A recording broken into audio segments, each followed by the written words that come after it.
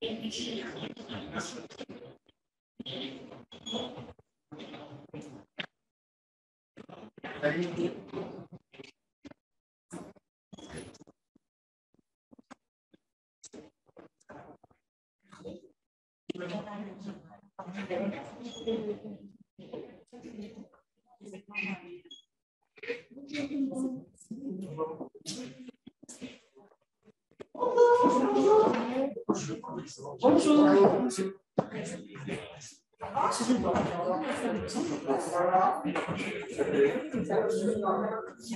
sûr.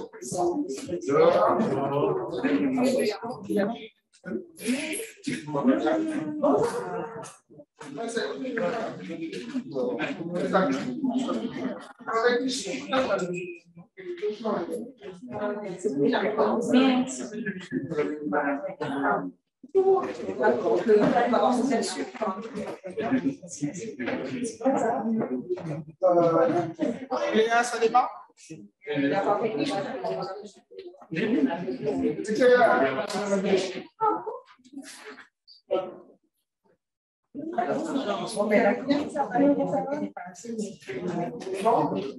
Mais oui, madame, je suis dehors.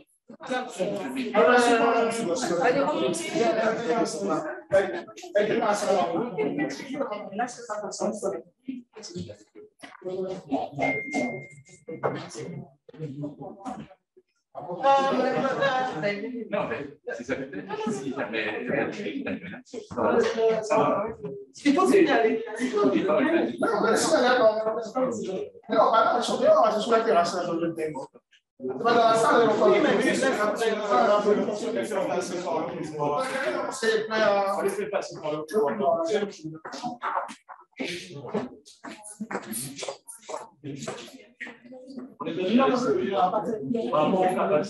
mais c'est la paix.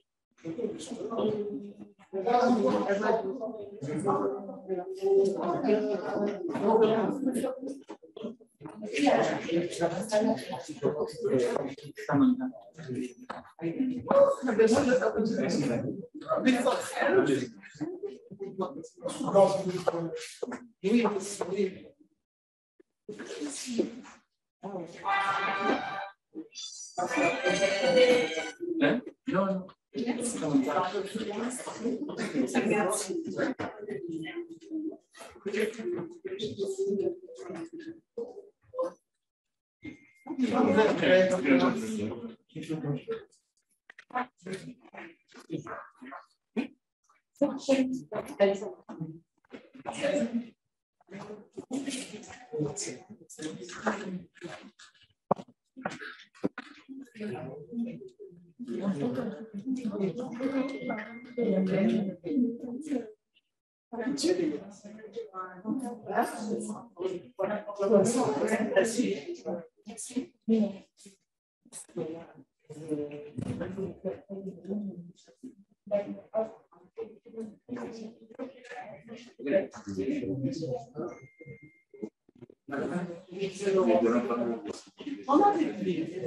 C'est bien de te voir là.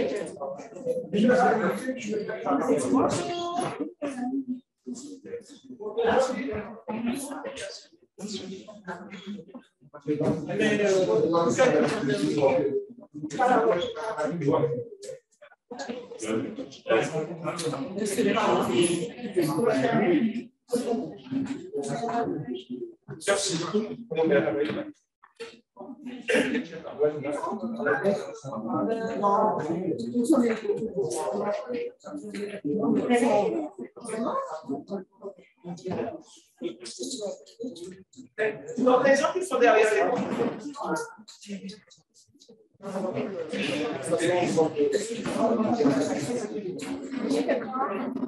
oui.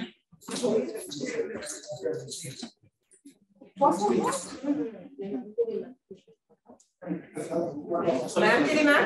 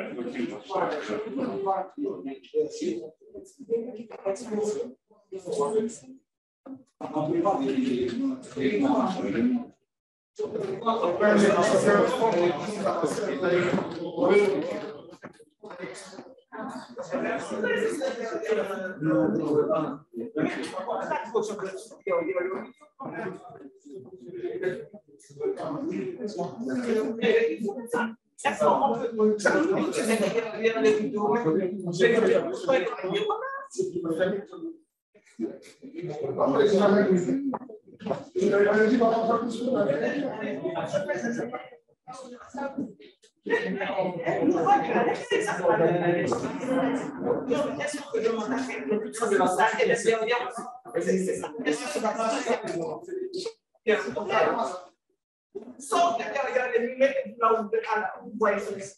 Ça, c'est comme ça. Non, on a demandé à quelqu'un d'être dans une pièce à l'intérieur.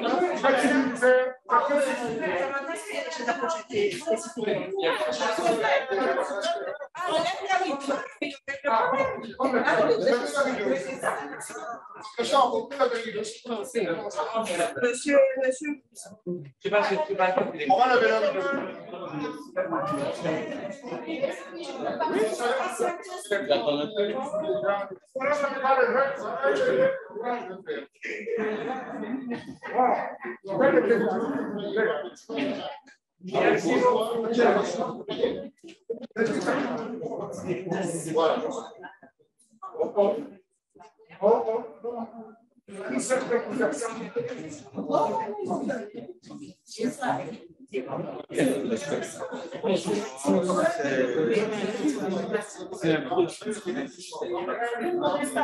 Le conseil municipal va bientôt commencer. Ah, commence.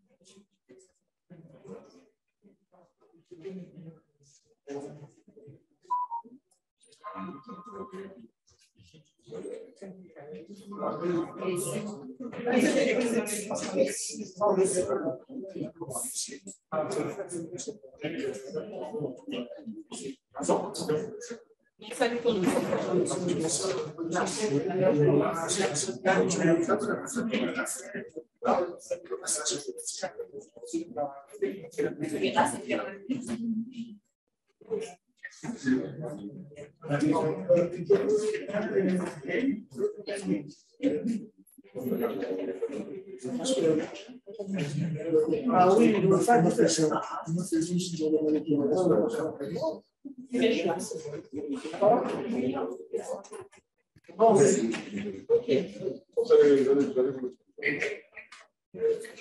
Bonjour à tous. Je souhaite la bienvenue à tous les membres du conseil municipal, au personnel administratif présent et au public présent. Effectivement, le maire étant empêché, donc il m'appartient de présider ce conseil municipal, cette séance de conseil municipal. Comme vous le savez, le conseil municipal a été convoqué le 3 novembre dernier sur la base d'un ordre de jour précis. Malheureusement, la séance n'a pu se tenir valablement, le quorum n'ayant pas été atteint. De ce fait, nous sommes de nouveau convoqués ce lundi 8 novembre sur la base du même ordre du jour. En effet, conformément à l'article L2121-17 du CGTC, si après une première convocation régulièrement faite selon les dispositions des articles L2121-10 et à L2121-12, ce quorum n'est pas atteint, le conseil municipal est à nouveau convoqué à 3 jours au moins d'intervalle. Il délibère alors valablement sans condition de quorum. Je vais procéder à l'appel nominal des membres. Cédric Cornet, empêché, pouvoir à Teddy Barbet. Liliane Montou, présente. Guy Baclé, présent. Wenny Molia, absent. Louis André, présent. Nanouchka Lui, excusé, pouvoir à Médis Vérité. Jules Frère, absent. Marguerite Murat, absent. Teddy Barbet. Teddy Barbet. Élodie Clarac. Présente. Émy Beaupertuis, absent. Francena Urbino, excusé, pouvoir à Liliane Montou. Michel Autin, excusé, pouvoir à Élodie Clarac. Marie-Renée Adélaïde. Présente. Marcelin Zanou. Josie Laquitaine. Josie Laquitaine. Absent. Sylvia Henry. Absent. Sandra Molia. Médis Vérité. Julie Damo, excusé, pouvoir à M. André. Sébastien Thomas. Présent. Nina Pollon. Absente. Stéphane Curie, pouvoir à Sébastien Thomas. Rebecca Belval. Présente. David Lutin, pouvoir à M. Guy Baclé. Mégane Bourguignon, pouvoir à Mme Adélaïde. Lucas Alberi, pouvoir à Rebecca Belval. Nadia Cellini, absent. Yann Bézia, présent. Jean-Claude Christophe.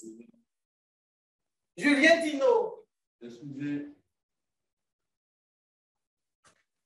Maggie Bordelais. Absent. Patrice Pierre Justin. Absent. Jocelyne Biroland. Guylaine Jeanne. Présent. D'accord. Il convient préalablement et conformément à la réglementation de désigner une secrétaire de séance. Je propose de désigner Mme Médis Vérité en qualité de secrétaire du conseil municipal. Qui vote contre? Qui s'abstient? Mme Vérité est désignée secrétaire de séance à l'unanimité. Chers collègues, nous sommes encore réunis dans une configuration particulière, étant donné que nous sommes toujours tenus de respecter les gestes barrières et distances de sécurité. Quand bien la situation sanitaire semble s'améliorer sur le territoire. L'arrêté préfectoral numéro 2021-314 CAB/BSI du 4 novembre 2021 nous permet désormais d'accueillir le public dans le respect toutefois des gestes barrières et des jauges arrêtées. Je leur souhaite à nouveau la bienvenue. Oui, Madame Jacques. Oui, bonjour Madame la Première Adjointe, bonjour très chers collègues, bonjour à la population, enfin respectée. dans leurs doigts. J'aurais 2 points, tout simplement liminaires de la séance. Le premier point, c'est de pouvoir quand même, et désormais voir les pouvoirs qui sont donnés aux élus, puisqu'on nous dit qu'il y a des pouvoirs, on n'a pas les éléments, donc j'aurais aimé que ça soit factuel et qu'on puisse voir effectivement ces pouvoirs-là. Deuxièmement, vous avez fait le choix de mettre le conseil municipal aujourd'hui à 10 heures. On sait très bien quelle était la mesure, puisque monsieur le directeur de cabinet l'a bien dit en fin de séance la dernière fois. Mais lorsque vous mettez une séance à 10 heures, parce que tous nous travaillons, j'aimerais quand même que ça ne commence pas à 11h moins 10. À 11h moins 10. Donc, quand vous mettez, j'espère le moins que possible, essayez de respecter au moins la population, enfin, au moins les élus que nous sommes, mais aussi la population, parce que 10 heures, c'est 10 heures. On a des problématiques, et madame, une des collègues a fait remonter, on a des problématiques, effectivement, où on doit signaler à nos employeurs l'heure. Ça, c'est une chose. Deuxièmement, pour se garer ici à 10 heures, il faut chercher, n'est-ce pas? Donc, essayez, s'il vous plaît, de respecter les horaires autant que possible. Je vous remercie. Je vous remercie, madame. A posteriori, on vous enverra les procurations. Non, madame, on vous enverra les procurations. La vérification peut se faire actuellement. Elle est pendant le conseil municipal. Ah bon? Moi, je veux. Je veux l'article de loi. Si vous avez, vous empêche pas de nous les donner. Donnez-les-nous, puisque vous les avez. Quel est le choix par mail? Non, je veux voir les. Attendez, vous êtes dans un conseil municipal. Vous faites état de procuration. D'accord? Je veux voir les procurations. Vous allez lecturer les procurations? D'accord. Comment simplement sortir? Oui, mais c'est pas, c'est qu'on nous les employés s'ils ne sont pas présents. On les aura en cours de séance. On va continuer, on vous les donne. Mais vous les envoyez maintenant? Oui, on les imprime. On les imprime. Ok, d'accord. Excusez-moi, bonjour tout le monde. Non, je rappelle. Laissez-moi finir. C'est pas fini. Moi, je suis au ministre là aujourd'hui. Et si elle tout ça, moi, on ne va pas continuer à vous écouter. Nous avons fait les courriers. Je rappelle que conformément à l'article 21, 18 du CGTC, une personne ne peut s'introduire dans le périmètre. Non, mais ça n'a pas de conseil municipal. Tout le monde va chercher les membres du conseil. C'est pas par plaisir. Nous sommes là. Les personnes dans le travail, les personnes qui font la travail. Ça suffit. Mais vous l'écoutez, vous allez pas. Non, ça s'appelle le respect. Non, ça s'appelle le respect. Madame, non, ça s'appelle le respect. Mais vous l'écoutez. Mais je lui dis qu'effectivement, on a accueilli.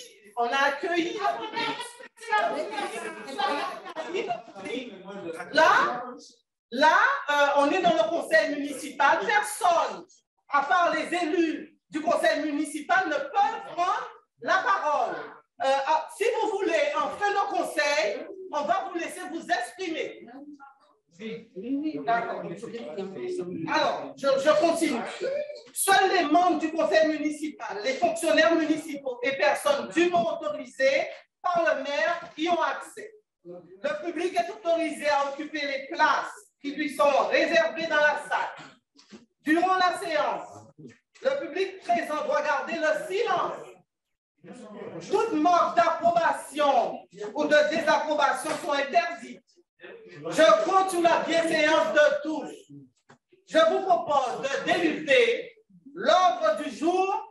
Nous passons donc au point numéro 1 qui concerne l'approbation du procès-verbal de la séance du conseil municipal du 27 août 2021. Il faut qu'on puisse communiquer dessus comme vous. Non, utilisez les moyens. Y a-t-il des observations y a-t-il des observations? Oui, et on verra à la fin du procès. Y a-t-il du À la fin du conseil, à chaque fois, y a-t-il des observations? Non, il n'y a pas d'observation. Ne faites pas nous entendre. Vous nous avez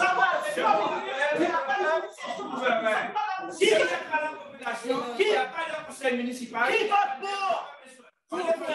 Qui vote pour? Qui vote contre? Qui s'abstient? On n'a pas entendu. Excusez-moi, je n'arrive pas à vous entendre, Madame Montout. Madame Montout, on vous a... Il y a du bruit dans la salle, je n'arrive pas à entendre, Madame Montout. On vote pour l'approbation de la séance du conseil municipal du 27 août 2021. Madame Montout, on n'entend rien, je suis désolée. Y a-t-il des observations? Madame Montout, excusez-moi, madame. On n'entend pas. Excusez-moi. Je n'arrive pas à vous entendre. Écoutez, on n'arrive pas à m'entendre, alors je demande aux personnes qui sont habilitées à parler de se taire. De quoi? Je demande aux personnes qui sont pas habilitées, qui ne sont pas membres du conseil municipal, de se taire. Le conseil municipal, nous sommes sur la Si, Madame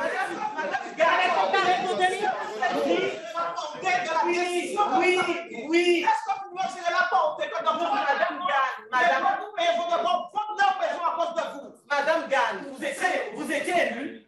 Vous étiez élu. Ce que vous avez fait là, personne ne l'avait jamais fait ce que vous étiez élu.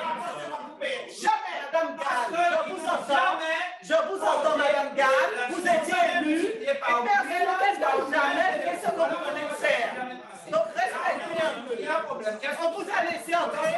On n'a pas voulu faire du micro. On n'a pas voulu. On a pour discuter, on fait des ateliers sur les compétences. C'est pas un problème. Seulement de nous dire si on va être entendu, s'il vous plaît. Elle a dit qu'elle a que la séance, on va vous À la entendre. fin du conseil, on vous entendra. Pour l'instant, vous laissez le conseil se passer. Mais c'est ça, il faut se servir de... À la fin du conseil. Nous sommes là après le conseil. Voilà. C'est ce que je vous demande, simplement. Le procès verbal de la séance du conseil municipal du 27 août 2021. Y a-t-il des observations? Qui vote pour? Qui vote? Voilà. Y a-t-il des observations? Qui vote pour? Qui vote contre? Le procès verbal. La majorité, le procès verbal est voté à majorité.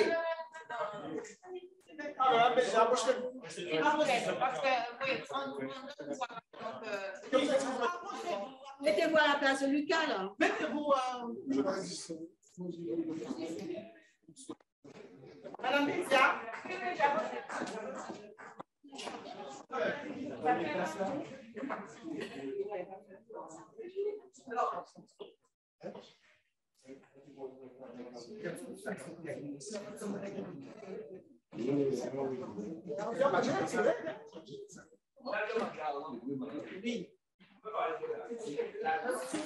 Madame, on lève la main, on voit. Oui, donc on a demandé de renoncer la loi. Mais s'il y a Non, c'était dans le vote. On va prendre le vote alors. Qui vote contre? Excusez-moi, Madame Montou, j'ai du mal à vous entendre, il y a trop de bruit dans la salle. Qui vote contre? Il y a une discussion quand même sur le PV. Donc j'ai demandé. Elle a demandé qu'il pouvait parler effectivement. Un PV est mis en observation. Alors, moi, simplement, sur la ligne en discussion, sur la ligne 4e ligne, page 21, effectivement, j'ai une petite observation. Deuxième ligne, voilà, sur les propos de Mme Chan, non pas à 8 mois des élections, mais à 8 mois de la dernière délibération. Ça a été beaucoup, donc il faut reprendre. On va reprendre hein, ce point-là.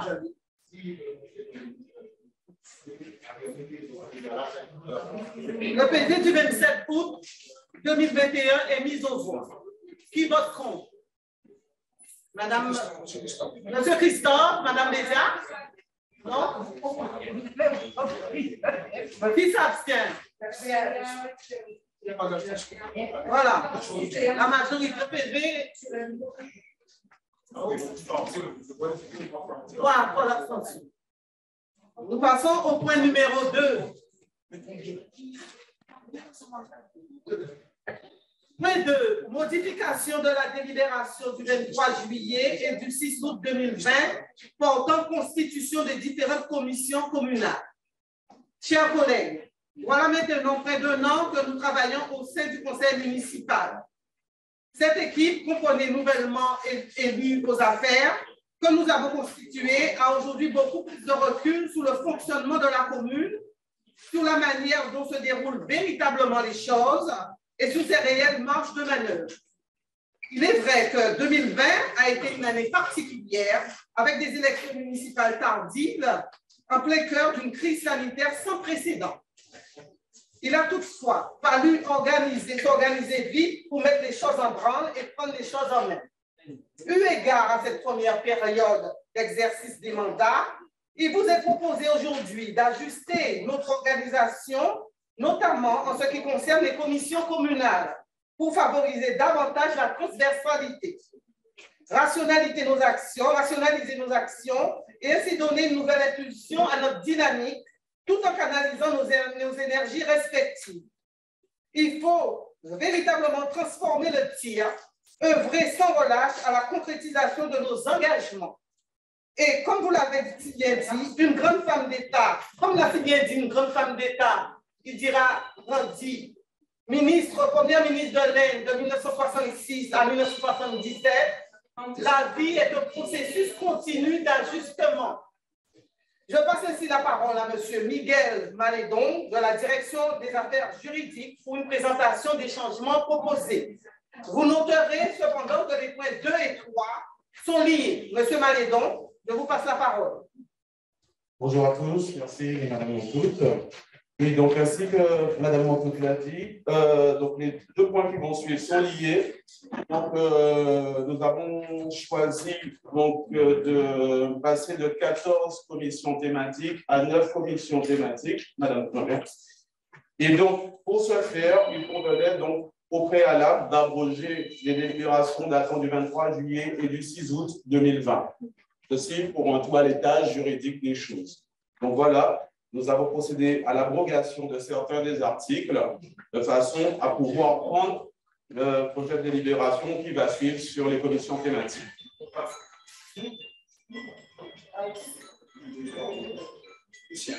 Y a-t-il des observations?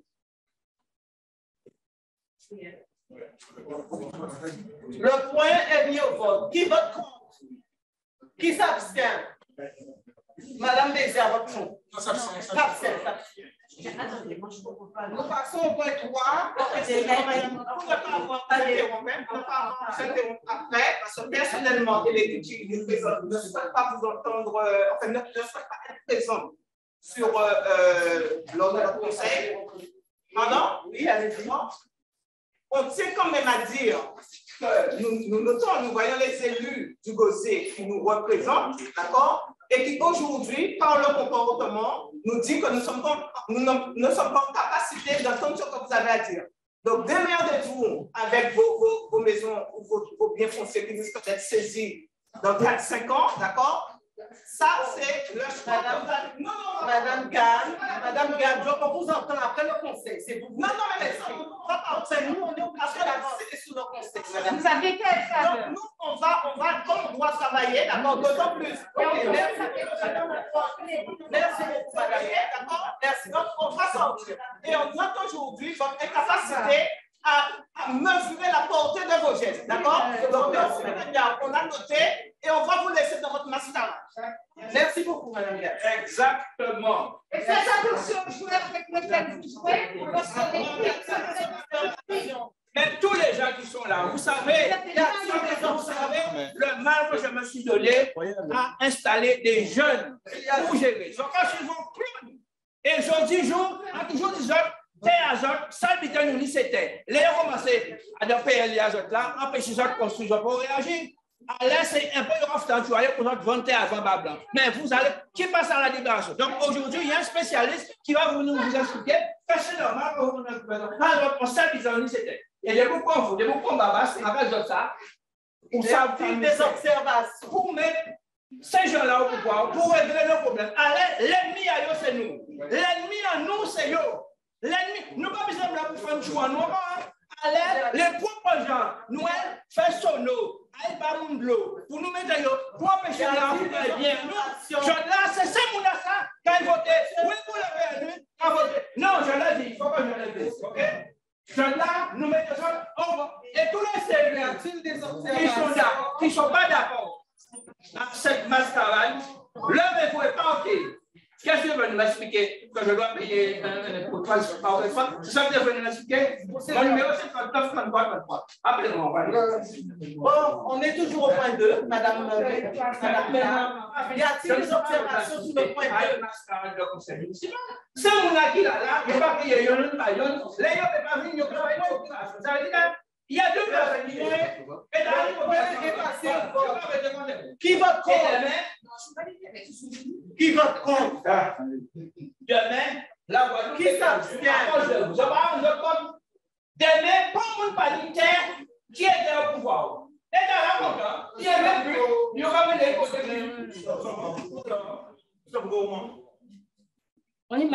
Qui s'abstient?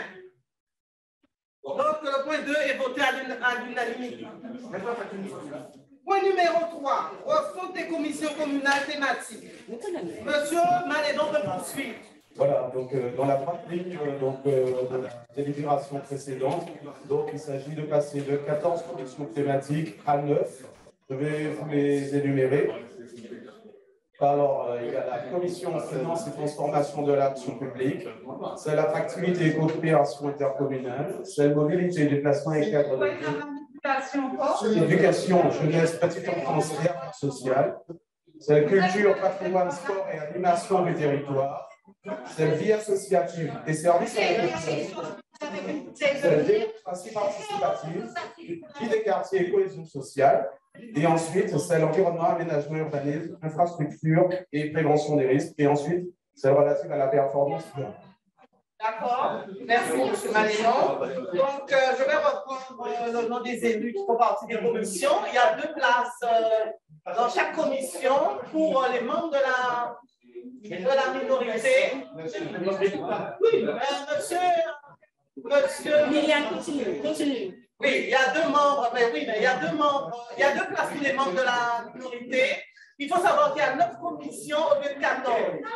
Et l'idée, c'est que les personnes qui étaient dans certaines commissions puissent rester et que chaque élu ait au moins 2 commissions. Donc, première commission, finance et transformation de l'action publique.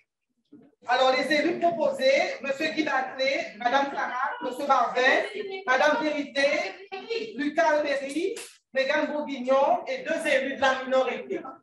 Qui se propose? Mme Jeanne était déjà dans la commission. Attendez, Mme Birolan, Monsieur Christophe était déjà dans la commission finance. Monsieur Christophe. Oui, il a dit oui. Donc, c'est Mme Jeanne et Monsieur Christophe. Quelle loi? Monsieur, alors, là, vous faites sur la base, on va le parler, mais vous non plus, d'accord? Vous vous taisez. Bon, alors, non, mais en fait, c'est même pour les élus de la majorité, c'est pareil. Hein, donc, il y a les élus de la majorité. Les élus qui veulent travailler dans des commissions, on n'a pas limité le nombre d'élus dans une commission. Bon, mobilité et déplacement des cadres de vie. Donc, c'est une nouvelle commission hein, où je suis la vice-présidente. C'est le développement des mobilités douces et sur le territoire, déplacement et stationnement en ville, parcs et jardins, espaces naturels, sentiers, propreté et embellissement de la ville. Donc, Liliane Montour, Sandra Molia, Emery Beaupertuis, Michel Autain, Stéphane Uri, David Butin. Donc, c'est une nouvelle commission.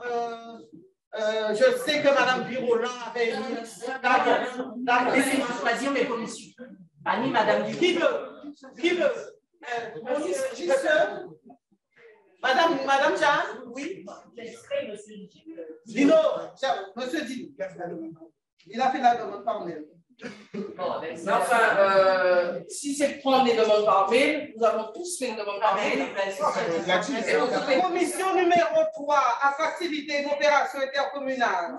Non, c'est Madame Jeanne et monsieur Dino. Commission numéro 3, attractivité et coopération intercommunale. Madame Rémi Molia, vice-présidente. Liliane Montou, Nanouchka Lui, Sandra Molia, Rebecca Belval, Teddy Barbet et 2 élus de la minorité. Madame Jeanne. Qui est intéressée par cette commission? Il y avait Madame Céline, donc Nadia Céline. Donc, je mets Madame. Attendez, non, je ne comprends pas comment ça fonctionne. On est en assemblée. Ça n'a aucun sens de nous convoquer. Ça n'a aucun sens de nous convoquer en assemblée. Mais si tout est déjà réglé par mail. Non, c'est pas réglé. Attendez. Non, ce que je dis, c'est que dans cette commission, par rapport, comme membre de la minorité, il y avait Madame. Sur une commission. Ce ne sont pas les mêmes présidents, visiblement. Il y en a d'autres qui ne le sont pas. Bon, Madame Jeanne. Madame Jeanne, oui, tout à fait. Vous êtes déjà dans 2 commissions, Madame. Je serai dans toutes les commissions. Non, je suis désolée. Ça ne fonctionne pas comme ça. On ne limite pas les élus sur le nombre de commissions. D'accord? Et je suis dans la plupart des commissions. Bon, alors, Madame Jeanne. Je serai dans cette commission-là, tout à fait. Qui d'autre? Je serai dans cette commission.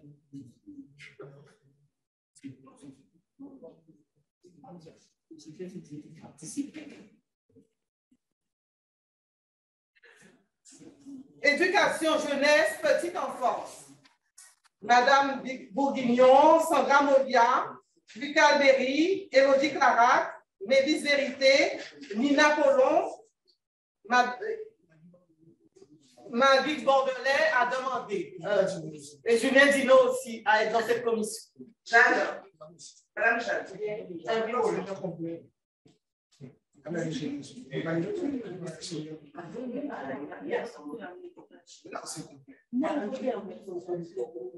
Vu le nombre de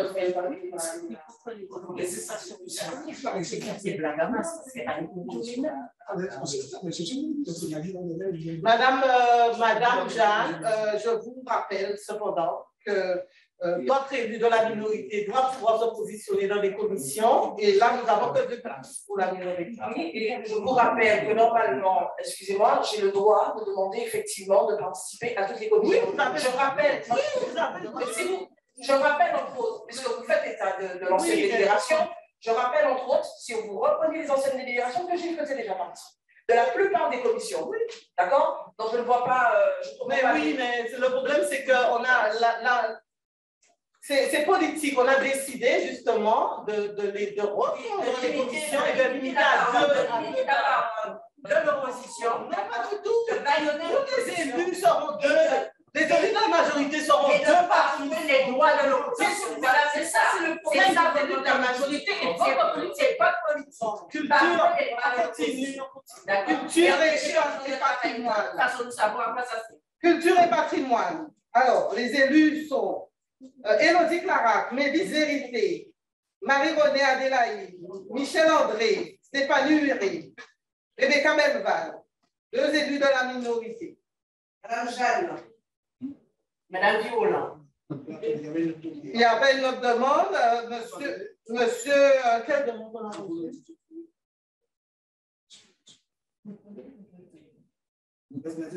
Nadia Céline. Oui.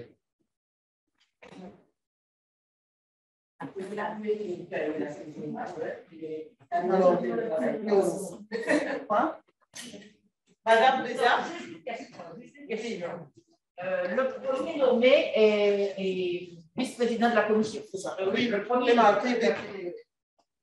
Vice-présidente. Ah, oui. On est nommé. Madame Bézia? Non, en fait, Madame Bézia? Oui. C'est tout? Ah non, je voulais avoir cette précision-là. Une précision, d'accord. Donc, s'il n'y a pas d'autres élus de la minorité qui peuvent être dans la commission, Madame Céline Nadia et Madame Birolan. Madame Jeanne a sollicité. Oui, je sais, Madame Jeanne, mais le problème, c'est que notez-le au PV. Chaque fois que nous avons demandé, vous le notez au PV. D'accord. La prochaine fois, vous allez me dire où est-ce que je dois vous présenter, ce serait plus simple. Alors, vie associative et service à la population.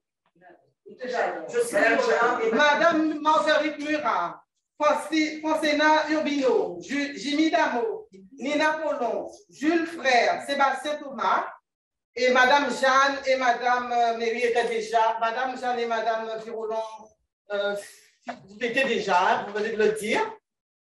Ça vous intéresse? Oui, vas-y. Toutes les commissions. Démocratie participative, vie des quartiers, cohésion sociale. Michel Autain, Francina Urbino, Marie-Renée Adélaïde, Marcel Amis, Marguerite Murat, David Butin. La cohésion et 2 élus de la minorité. Madame, il n'y a personne là, à part Madame Méry, Madame Jeanne, oui. Madame Virolan. D'accord.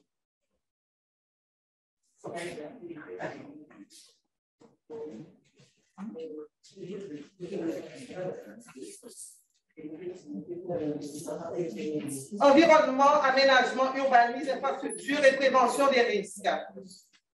Emery Beaupertuis, Liliane Montou, Guy Baclé, Rebecca Belval, Rémi Molia, Marcelin Zami et 2 élus de la minorité. Madame Bézia était déjà sur cette commission. Madame Jacques. Performance durable, c'est une nouvelle commission qui s'occupe d'indicateurs. Anouche Kadui, Guy Baclé, Winnie Molia, Jimmy Damo, Sandra Molia, Teddy Barbin et 2 élus de la minorité. Madame Jeanne, Madame Virolan.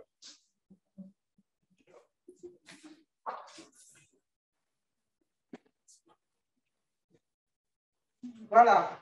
Donc, on est d'accord, on vote ce point-là. Alors, qui vote contre? Qui s'abstient? Donc, le point numéro 3 est voté à l'unanimité. Nous passons maintenant au point 4. Adoption de la charte des commissions participation citoyenne. Chers collègues, l'équipe municipale a fait le choix d'instaurer une politique transparente et participative pour les citoyens, donnant ainsi place à une démocratie plus ouverte. C'est en ce sens que la municipalité souhaite permettre une ouverture à certaines commissions thématiques afin d'associer la population aux grands thèmes de la vie communale. Elle permet aux Gozériens de participer à la démocratie locale en prenant part à la réflexion, à l'élaboration de projets municipaux et permet parallèlement à la commune de bénéficier de nombreuses compétences des habitants qui la composent. Je peux rappeler un point parce que j'ai entendu sourire. Donc, je rappelle à Mme Jeanne qu'au début lorsqu'on a fait notre entrée de la commission culture, elle et moi, nous avons émis le vœu de pouvoir intégrer des personnalités publiques. Donc, comme je lui ai dit, l'ensemble des membres de cette commission devait chercher en fait des membres des membres du public qui aimeraient participer à ces commissions pour que nos actions culturelles, politiques culturelles, ressemblent aux attentes des Gozériens. Donc, c'est exactement ce point-là qu'on a essayé. Donc, merci à vous. On vous a laissé la parole. Je vais quand même laisser finir Mme Montout. Vous voyez? Non, il n'y a pas de finir la libération et je vais vous répondre. Et j'aurai une question à poser là-dessus également. D'accord. Bon, j'invite M. Miguel Malédon de la direction des affaires juridiques à prendre la parole. Merci, Madame le maire. Donc, effectivement, il s'agit de développer la vie participative et la démocratie locale en associant les citoyens aux sujets intéressant la commune.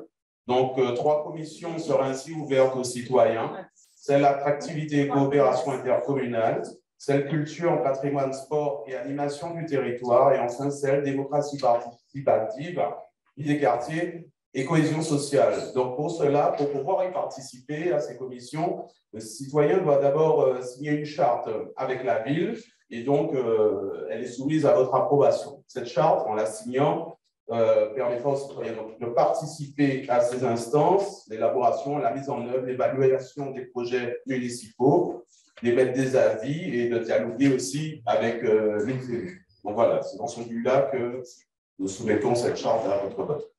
Merci, M. Valédon. Merci, M. Valédon. Le point est mis en discussion. Avez-vous des questions? Madame Jacques? Oui, merci de me donner la parole. Alors, nous sommes 1 an et demi après les élections. Depuis la première session du conseil municipal, si je ne m'abuse, c'est bien M. Pierre Justin qui avait sollicité le maire pour savoir si véritablement les concitoyens avaient le droit, est-ce qu'il y avait une logique politique pour que les concitoyens puissent participer effectivement aux différentes commissions. Ça a été dit dès le mois de juillet dernier que c'était possible.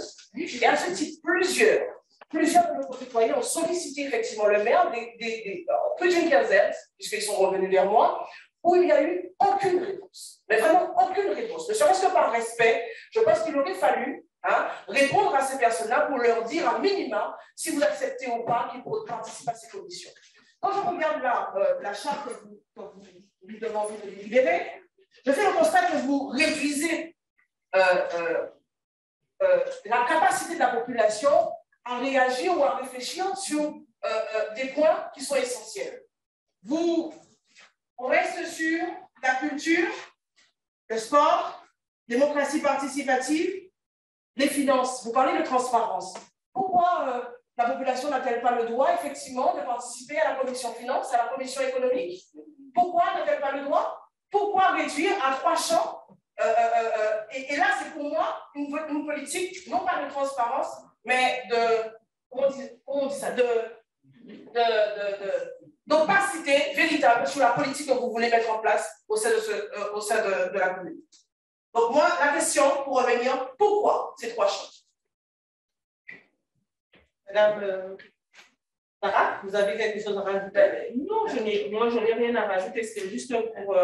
Alors, pour répondre à Mme Sarah, on est tout à fait d'accord. Parce que je lis dans la commission, on a eu à discuter effectivement, dans le cadre de notre commission, le fait de faire rentrer la population pour donner leurs idées effectivement sur l'évolution politique de la culture. Mais je suis sur plus d'une dizaine de commissions, je le dis ouvertement et ça a été un choix, mais aucunement ces commissions-là n'ont répondu à la population.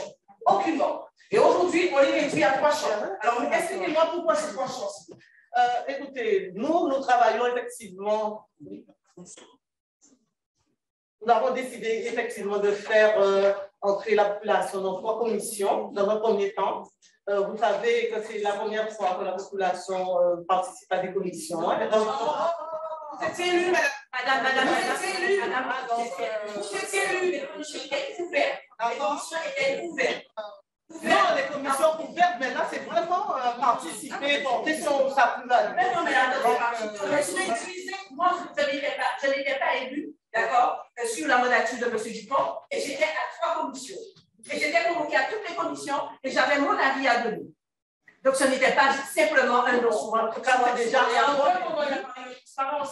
déjà un bon début et j'espère quand même que la population. Vous n'avez pas d'argument. Vous n'avez pas d'argument. La cause de la population sera. Vous ne pouvez même pas donner. Je vous pose une petite question. Pourquoi ce choix-là? Vous êtes incapable de. Oui, Madame Viroland, je pense que votre langage est un peu.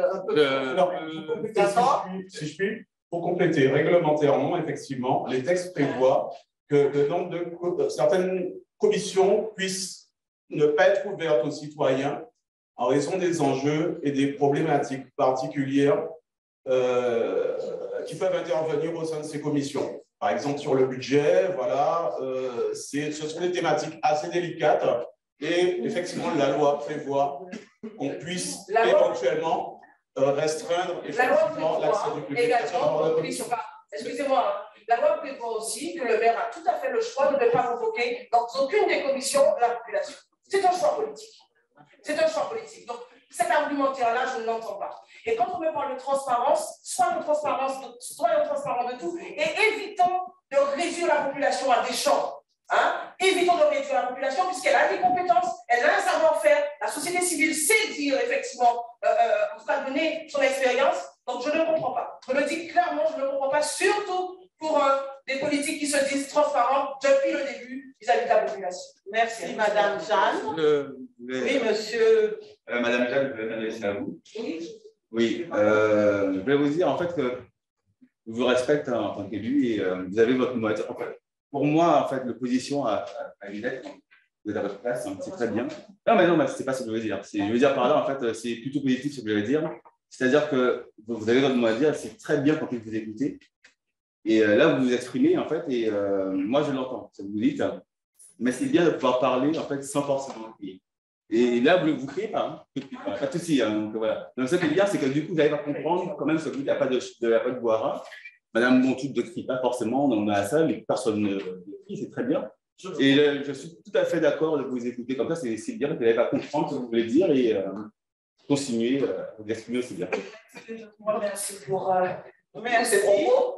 Je ne sais pas si ça prend. Mais en tout cas, je n'ai pas pour habitude de crier, j'abuse de parler. Par contre, lorsqu'on essaie de couper la parole, effectivement. Vous parlez vraiment très bien généralement. Merci beaucoup. Merci. Qui vote contre? Qui s'abstient? Qui vote contre? Moi, je parle. Oui. 3 votes contre? Oui. Qui s'abstient? Le point numéro 4 est voté à l'unanimité.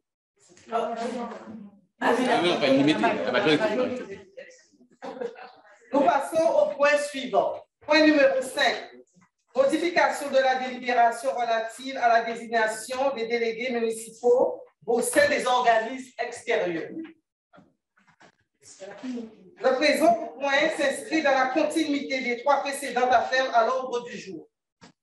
Comme le maire s'est engagé, après avoir été dans une logique d'attribution de vice-présidence au sein des organismes extérieurs, pour assurer une meilleure représentation de la ville et défendre au mieux les intérêts de nos concitoyens, il est aujourd'hui question de redistribuer ces sièges à d'autres élus de notre majorité. J'insiste bien qu'il n'y a pas de changement majeur dans ce cadre de représentation. Seul le remplacement du maire dans certains organismes est aujourd'hui considéré. Monsieur Miguel Malédon vous apporte des précisions.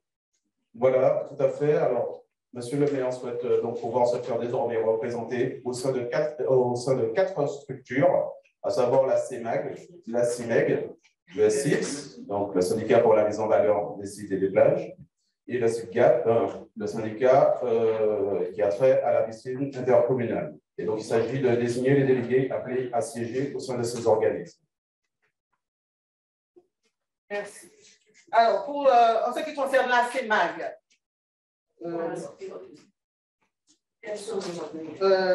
c'est M. Guy Baclé qui est titulaire et le maire, Cédric Cornet, sera suppléant. Concernant le CIMEG, Jules Frère est titulaire au CIMEG et David Lutin, suppléant. Syndicat intercommunal pour la mise en valeur des sites et des paysages et des plages. SIPS. Madame 2 titulaires, Madame Sylvia Henry et Viviane Montour remplacera monsieur le maire. Et des derniers organismes, syndicat intercommunal de la piscine du Gosier à Ville-Patapit, 2 titulaires, Nina Coulon et Mévis Vérité. Alors, le point est mis en discussion. Pas de discussion. Vous n'avez pas de questions? Qui vote contre? Qui s'abstient? Le point 6 est voté à la majorité. Unanimité. Non, ils étaient. Deux abstentions. Deux abstentions, trois abstentions. Je suis contre. Bon, alors, un contre. Et trois abstentions.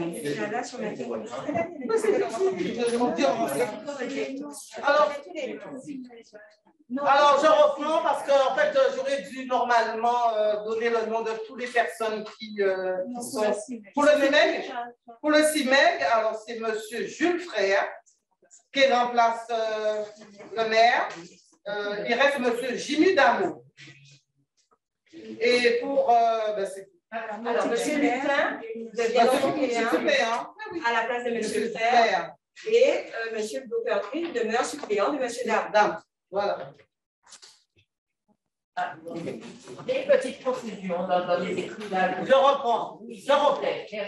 À la CIMAG, M. Baclé remplace Cédric Cornet, le maire, qui reste suppléant. Il est toujours là. Au CIMEG, deux délégués titulaires, M. Jules Frère et M. Jimmy Damo.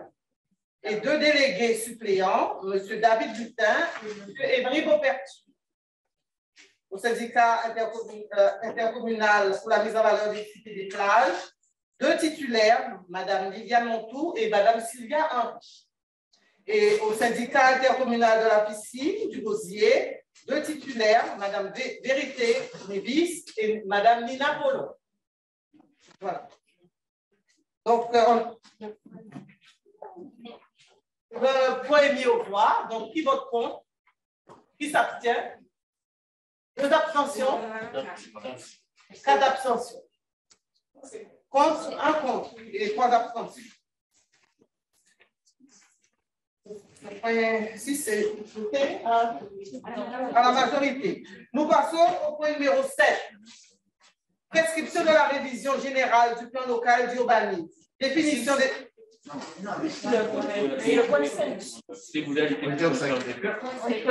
Ah oui, on vient au point 7. Excusez-moi.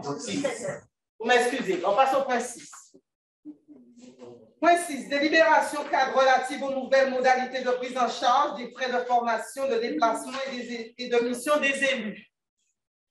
Lors des divers échanges, chers collègues, nous avons interpellé le maire. Vous avez interpellé le maire sur certaines difficultés rencontrées dans le cadre de l'exercice de nos mandats et difficultés prises en compte par la réglementation qui prévoit certaines dispositions.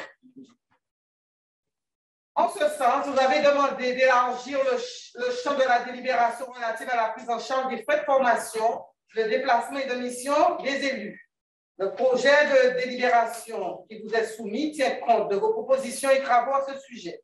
Si l'objectif est de répondre à vos attentes pour permettre d'exercer au mieux les fonctions électives dans le respect de la réglementation en vigueur, je souhaite tout de même faire un appel à l'ensemble du conseil municipal pour un recours raisonné à cette disposition qui feront tout état de cause l'objet de regards vigilants de la part de la collectivité. À cet effet, un règlement intérieur relatif est également soumis à votre approbation. Je passe de nouveau la parole à M. Miguel Valédon pour les précisions. Merci. Merci, Madame la maire. Donc, en 2020, vous aviez fait une délibération qui déterminait les modalités de prise en charge des frais de formation et de mission des élus. Donc, l'idée, c'est d'élargir les missions qui ouvriraient droit à remboursement. Donc, nous avons, sur la base des textes, établi des montants, il y a des plafonds. On n'a rien inventé, ce sont les textes qui établissent ces montants. Et donc, voilà, nous souhaitons vous mettre à votre vote le principe de remboursement de ces frais, des modalités qui s'y appliquent. Merci, M. Malédon. Le point est mis en discussion. Pas d'observation? Monsieur Christophe?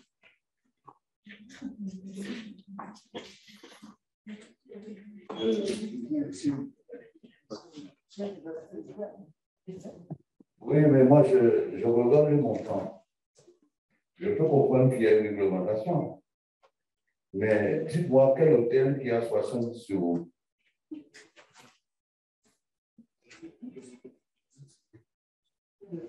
Vous comprenez? À moins que... Monsieur Faubert, vous pouvez renseigner Monsieur Christophe là-dessus? Vous n'avez pas de réponse? Donc, je présume qu'on a mis le taux normal.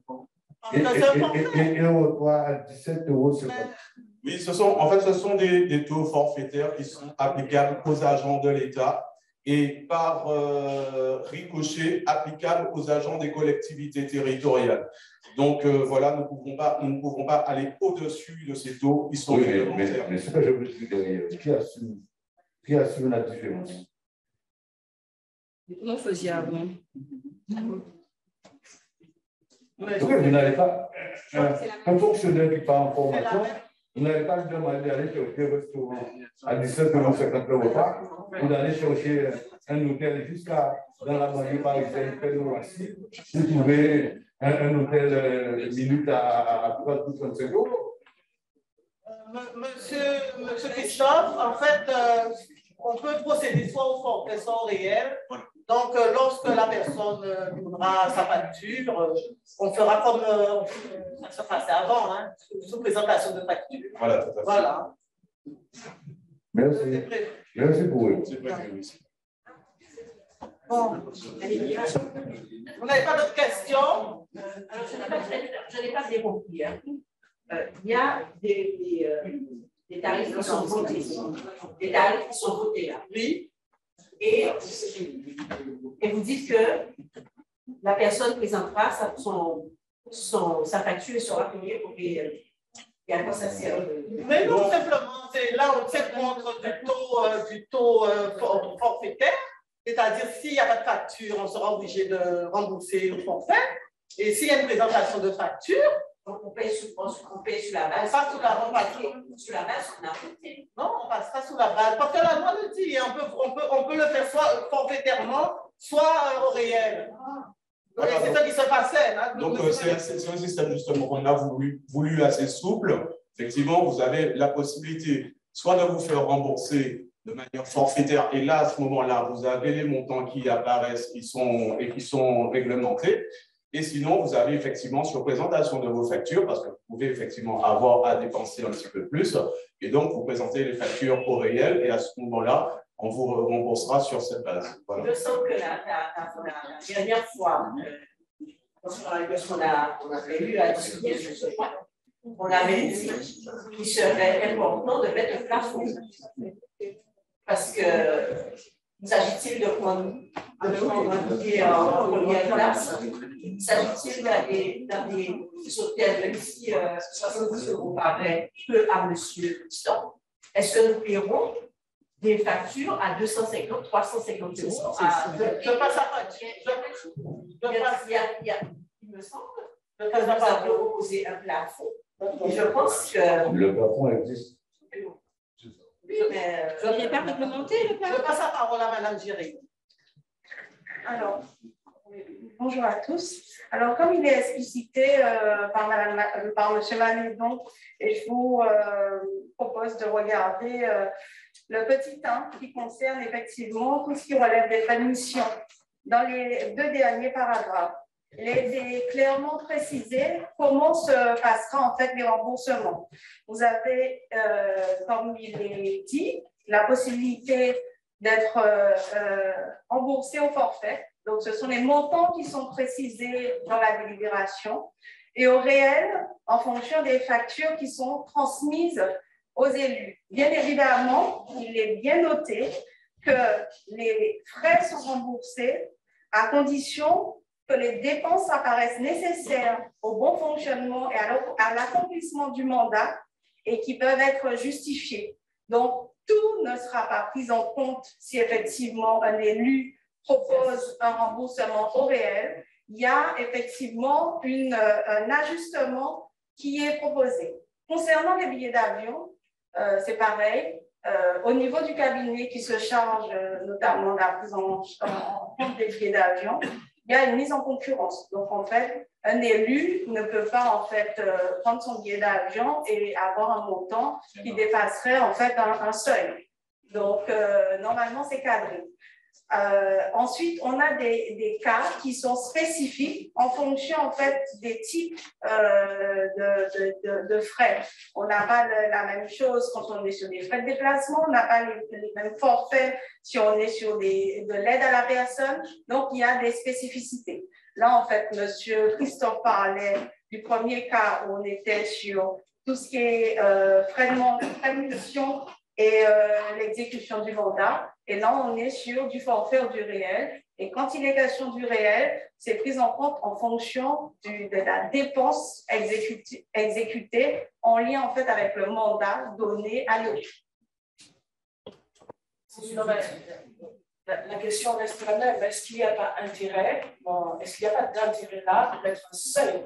Parce qu'effectivement, tout peut être d'intérêt pour le monde en tant qu'élu, mais est-ce qu'il n'y a pas, parce que c'est relativement, comme elle le dit, la collègue, c'est très subjectif, on peut aller très loin dans le remboursement. Donc, est-ce qu'on peut pas arrêter l'Assemblée délibérante, effectivement, un montant plafonné entre le montant forfaitaire et le montant plafonné? Est-ce qu'on ne peut pas arrêter tout simplement le montant plafonné lorsqu'on est dans du remboursement de frais?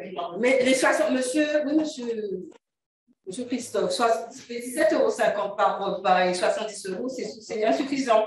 C'est ça? Non, je demande parce qu'il a dit avec 70 € à quel hôtel qu'on peut payer 70 €.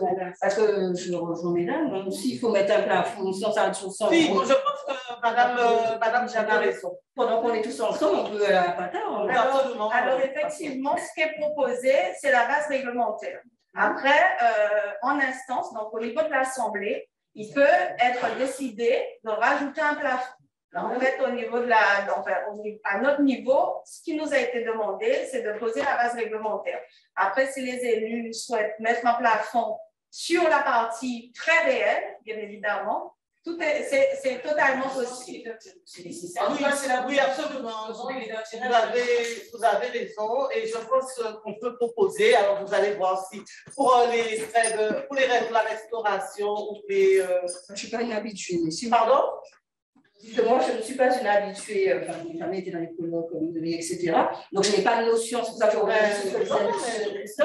si vous avez une idée des enveloppes. 120 € pour une nuit, je pense sur Paris. On dort pas. Pardon?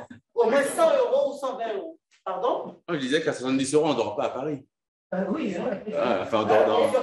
Est-ce que ce point-là, je pose la question, est-ce que ce point-là peut être remis avant? Parce que, comme le disait Madame la directrice générale, il y a différents seuils pour différentes. Voilà, il y a différents points. On ne peut pas établir. Non, on peut, mais disons qu'on peut en débattre. Mais le problème, c'est qu'il y a aussi le congrès des maires. Ah, mais pourquoi on ne décide pas maintenant? Il y a tout. On peut décider, est-ce que ça peut être arrêté pour tous les points, c'est-à-dire frais de transport, frais de on revient au débat. Mais alors, qu'est-ce que vous proposez? Donnez-nous le listing de montants. Je propose 120 €. Je propose 120 € maximum. Ça passe.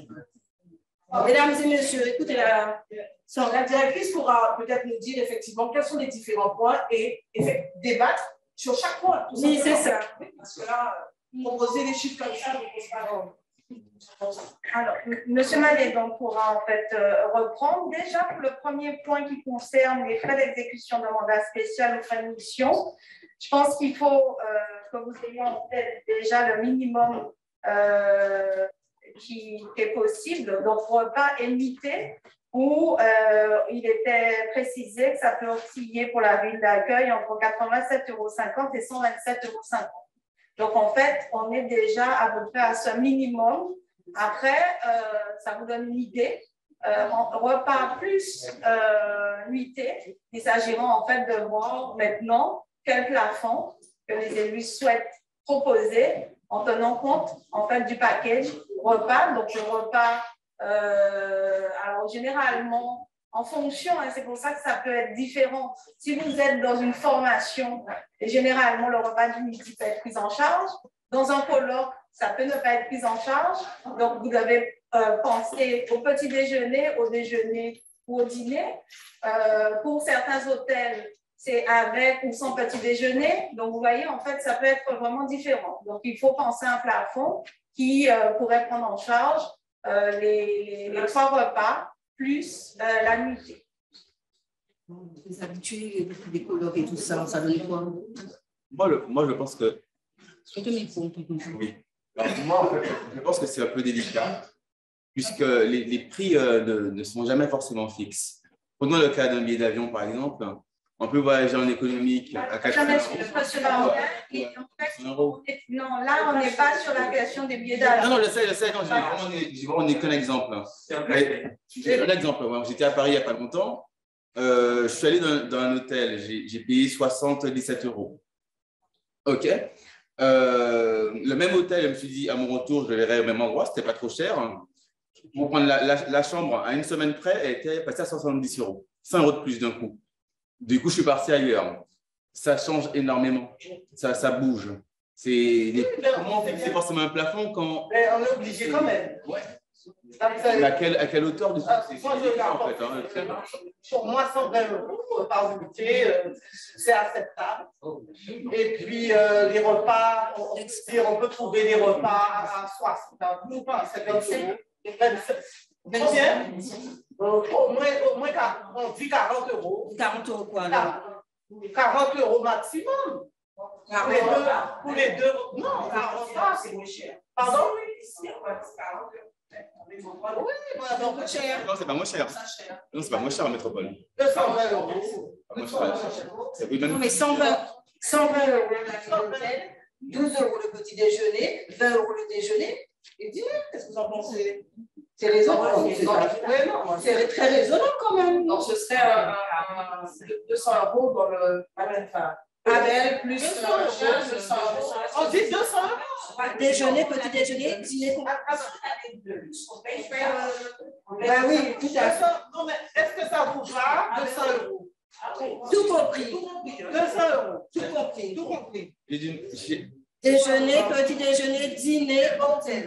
Excusez-moi, mais j'ai un peu de mal avec la décision qui est très rapide. Non, mais il faut, monsieur Barbert, il faut de toute façon un maximum. Si ça ne suffit pas, eh bien, on va revenir.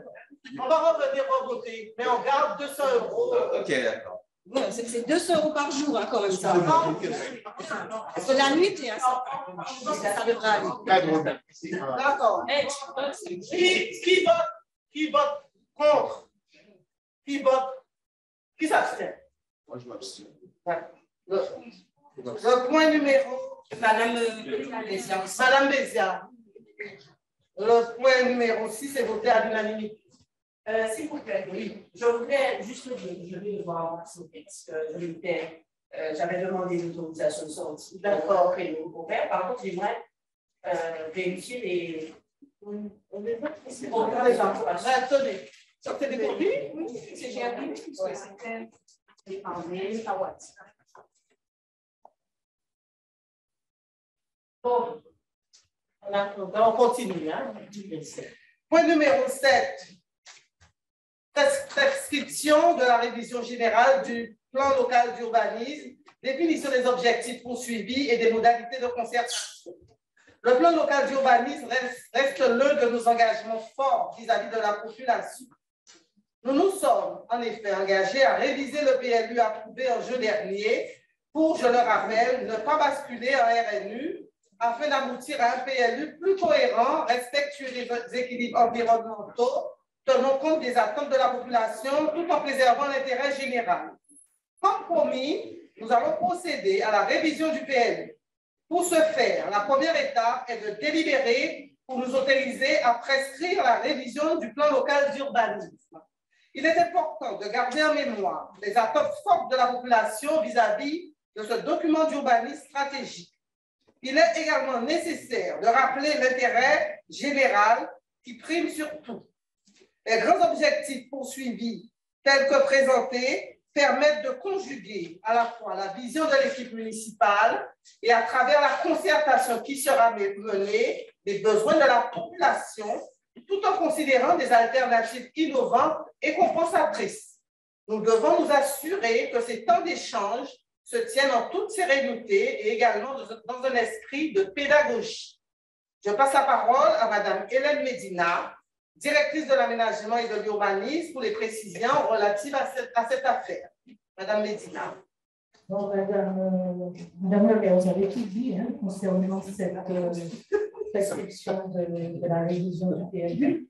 Il faut savoir que la prescription est régie par... Madame Medina, vous pouvez parler un tout petit peu plus fort. La prescription est régie par le code, par l'article L153-11 du code de l'urbanisme. Et il convient aujourd'hui que l'Assemblée définisse les objectifs et les modalités de conservation. Ces travaux nous permettront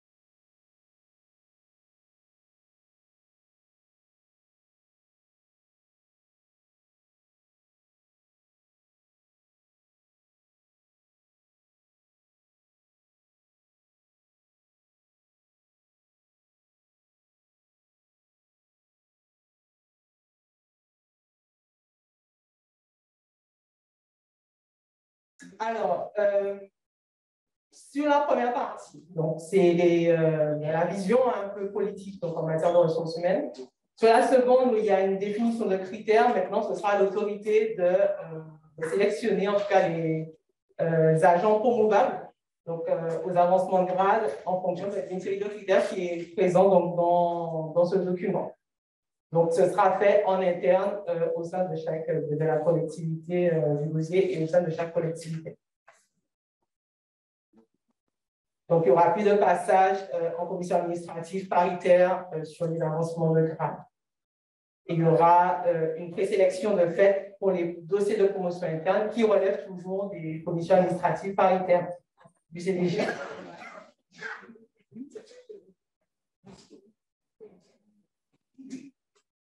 Merci, Madame Blanchet. Vous n'avez pas d'autres questions?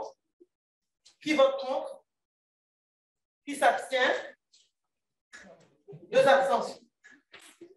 Le point est voté à la majorité, à l'unanimité. Point numéro 9, création de postes au tableau des effectifs. J'invite Madame Déborah Blanchet à prendre la parole pour présenter ce point. Alors, ce point donc, de projet de création de postes au tableau des effectifs est issu donc, de la nécessité de prendre en compte la volonté de l'autorité de ne plus avoir donc, au sein de la collectivité des agents et un quota horaire hebdomadaire de moins de 30 heures. Et aussi de sa volonté donc, de nommer 13 référents et comptes avec un quota horaire hebdomadaire donc, de 34 heures. Et de pouvoir donc procéder à ces nominations. Il s'avère donc nécessaire de créer au tableau des effectifs donc les postes suivants que je vais vous énumérer. 44 postes d'adjoint technique à temps non complet, donc 35 heures par semaine. 16 postes d'adjoint d'animation à temps non complet, donc 30 heures. 26 postes d'adjoint technique principal de deuxième classe à temps non complet, 30 heures. Un poste d'adjoint d'animation principal de deuxième classe à temps non complet, 30 heures. 2 postes d'adjoint technique à temps non complet, donc à 34 heures. 5 postes d'adjoint d'animation à temps non complet, donc 34 heures. 3 postes d'adjoint de maîtrise à temps non complet, 34 heures. Et 4 postes d'adjoint d'animation principale de deuxième classe à temps non complet, aussi 34 heures. Voilà. Merci, Madame Blanchet. Le point est mis en discussion. Qui vote contre? Qui s'abstient? Une question. Est-ce que c'est en lien avec la règle? Alors, je ne pourrais pas répondre à la place. Il y a une volonté, voilà, politique. Il y a une volonté politique, effectivement, en partie, oui. Hein. D'accord. Merci. Qui vote contre? Qui s'abstient? Le point 9 est voté à l'unanimité. Point numéro 10, renouvellement de la convention d'adhésion au service de médecine préventive du pôle santé sécurité au travail du centre de gestion de la Guadeloupe. Je passe la parole encore à Mme Déborah Blanchet, directrice adjointe de la prospective du développement humain, pour les précisions relatives à cette acte. Madame Blanchet. Alors, il vous est donc demandé de délibérer sur le projet de délibération relative à la convention d'adhésion au service médical de médecine préventive, donc du pôle santé sécurité au travail du centre de gestion de la Guadeloupe. Donc, c'est un renouvellement. La ville a l'habitude de collaborer avec le centre de gestion. Et cela s'inscrit donc conformément au décret 85-603 du 10 juin 1985 relatif à l'hygiène et à la sécurité du travail ainsi qu'à la médecine professionnelle et préventive dans la fonction publique territoriale. Donc, c'est simplement, en fait, pour rentrer dans la réglementation que ce renouvellement est présenté ce matin. Merci, Madame Blanchet. Le point est ouvert à la discussion. Pas de questions, pas d'observations. Nous passons au vote. Qui vote contre? Qui s'abstient? Le point est voté à l'unanimité. Nous passons maintenant au point numéro 11 qui nous concerne. participation d'une délégation d'élus et de cadres de la ville au 103e congrès des maires et des présidents d'intercommunalités de France du 15 au 18 novembre 2021. Chers collègues, comme vous le savez sûrement déjà, se tiendra la 103e édition du congrès des maires et présidents d'intercommunalités de France du 16 au 18 novembre 2021 à Paris, sous le thème « Les maires en première ligne face aux crises ». Vous avez été destinataire du programme de ce grand rendez-vous des élus d'Haute-Cour. La gestion de la crise sanitaire actuelle sera largement déclinée sous divers angles et champs de compétences dans le cadre des rencontres. Comme chaque année, une délégation de la ville participera à cet événement phare. J'invite donc les élus qui souhaitent y participer à manifester leur intérêt. Compte tenu du fait qu'il s'agit d'un événement annuel, il vous est proposé de mettre en place une participation tournante des élus qui accompagnent le maire pour garantir la participation de tous dans le cadre de la mandature actuelle. Sous celle-ci, 5 éditions du congrès des maires sont prévues. Les délégations seront donc composées de 7 élus maximum, 6 la dernière année. Pour l'édition 2021, Mme Mavis Vérité et M. Michel Autain ont déjà indiqué leur volonté d'y participer. Avant de vous passer la parole, veuillez noter que la collectivité prend en charge les frais d'inscription au congrès, du transport Pointe-à-Pitre Paris, l'hébergement et le remboursement des frais de repas selon le barème en vigueur. Au-delà des 6/7e élus prévus, la collectivité pourra prendre en charge pour les élus supplémentaires les frais d'inscription au congrès uniquement. Pour assister aux diverses rencontres, les élus participants doivent justifier d'un schéma vaccinal complet ou d'un pass sanitaire à jour. Le point est mis en discussion. Alors, je peux le dire que je suis intéressée aussi. Donc, si, en tant que membre de la majorité, je souhaite aller au congrès des maires. Merci. Au niveau de la minorité, personne n'est intéressé? J'ai loupé le point pour le congrès. Oui. Je peux me présenter? Oui. Il y a plus de la minorité. Monsieur Christophe n'est pas là? Monsieur Christophe. Oui, je suis là, mais je parle au nom de mon groupe. Pardon? Je dis, je parle au nom de mon groupe, personne ne veut y aller. D'accord. Bon. Oui. Madame Clara, Kélodie Clara, aussi. Ça fait 5. Il reste 2 places. Il reste 2 places. Je parle pour les élus de la majorité. Sinon, au niveau de la minorité, il reste. C'est possible aussi. S'il n'y a pas d'autres questions, la composition est arrêtée. Nous mettons le point au fond. Alors, je donne le nom des personnes qui feront partie de la délégation. M. Cédric Cornet, Viviane Montour, Mavis Vérité, Michel Autain, Élodie Clarac et M. Non? M. Christophe? Non. M. Bardin. Moi, je pense qu'il faut laisser ouvert. Peut-être que 202 personnes vont y aller. Oui, on peut. Il reste on est obligé. On est obligé d'ingérer. Les réservations, faire l'inscription sur le site du congrès, donc on n'a pas beaucoup de temps. Et si on fait des libérations, c'est qu'il faut. Qui vote contre? Qui s'abstient? Le point numéro. Oui, on fera réalistement les années suivantes. Alors, le point numéro 11 est voté à l'unanimité. Messieurs, mesdames, les membres du conseil municipal, l'ordre du jour est épuisé. Donc, la séance est levée. Merci pour votre participation. Merci, madame. Merci au premier adjoint.